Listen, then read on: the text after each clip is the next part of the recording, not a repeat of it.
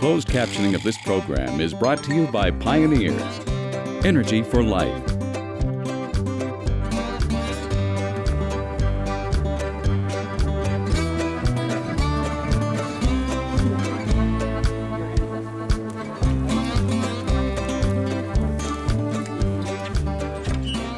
I gotta admit, it's been a while since I've crappie fished in the snow, in the flurries. There you go. Well, he's not big. You know, these rods, look at the bend these rods have. The rod that I'm using is 5 feet long.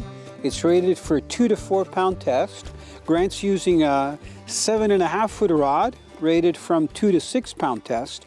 So these would be classic ultralight rods, even though they're long. Like Grant's is long anyway. Grant, you asked me earlier if I ever use long rods. Yeah. You know, for crappie. As you probably know, in the States, they use a lot of poles with no reels on them.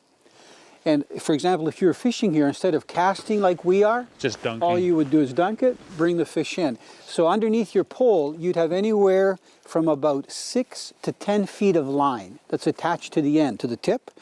And because the tip is flexible, even if you get a bass on or a really big crappie, the line doesn't break because the rod flexes so much.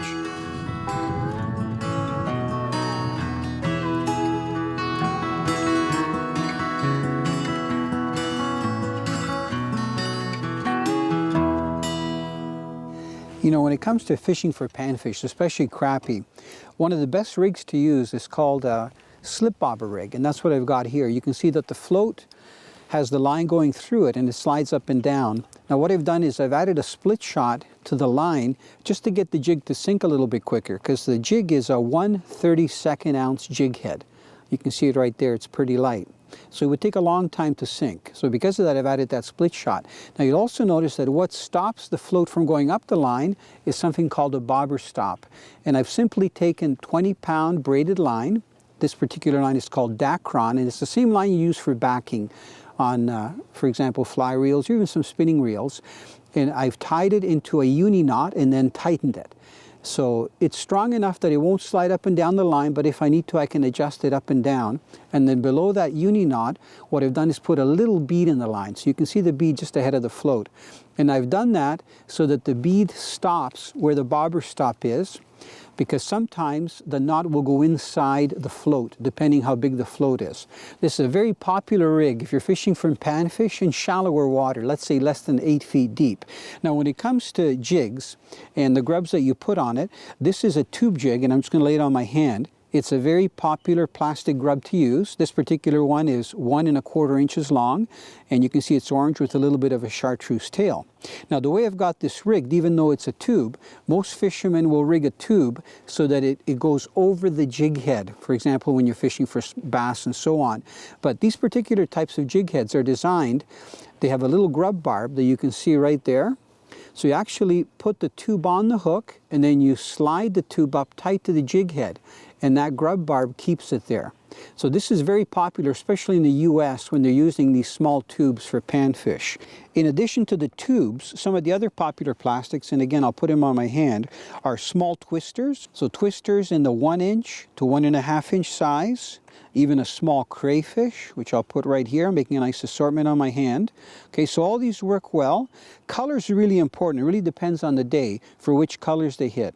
Then in addition to the plastic grubs, you can also use some of the scent impregnated baits. So what I'm holding up here are little jars of Trigger X. So you can see the front, it describes what the little grubs are and the size, and then you can see through them in the back. So there's yellow, these are orange, so they come in all different colors. Now the way you can fish these, number one, you can put them and tip them on your plastic grubs. So I could actually take one of these small little grubs, and this is the way they come, by the way, they all come together.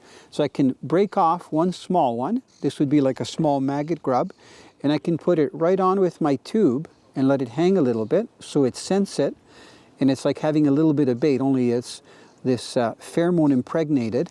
Okay, Trigger X, so that's on there right on the hook. Or if the fish are really finicky and the water's clear, just take your jig head like this one and then put 1 or 2 of the small Trigger X grubs on it. So believe it or not, that going in the water gives it an action of up and down. When they get close to it, they smell it and then they'll grab it.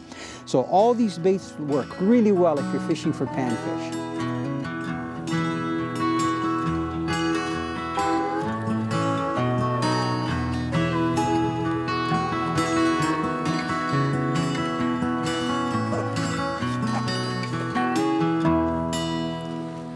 You know, Good one, Italo. yeah, it's a keeper.